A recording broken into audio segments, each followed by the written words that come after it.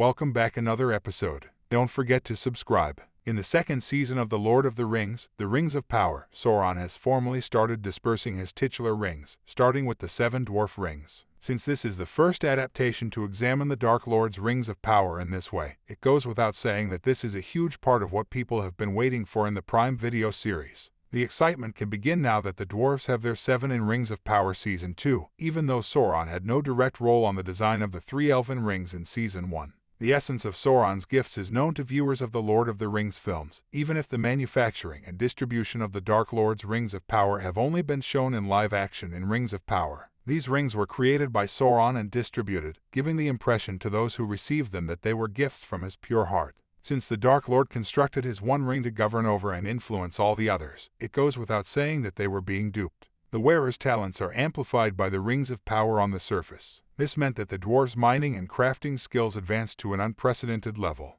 In this regard, Tolkien gave very little information. However, The Lord of the Rings, The Return of the King's Appendix mentions that the dwarves could multiply everything they mined. With the establishment of the 7 hordes, all 7 dwarf tribes prospered. The impacts of the 7 rings were examined in further detail in Rings of Power Season 2. The capacity to gaze into the mountain's depths was bestowed upon King Durin III. He had an instinctive feeling right away that would tell him where to look for certain needs. After the cave-in, he knew just where to chip away the stone to restore light to Khazad-dûm, and he could see where the most expensive jewels lay, buried and waiting to be harvested.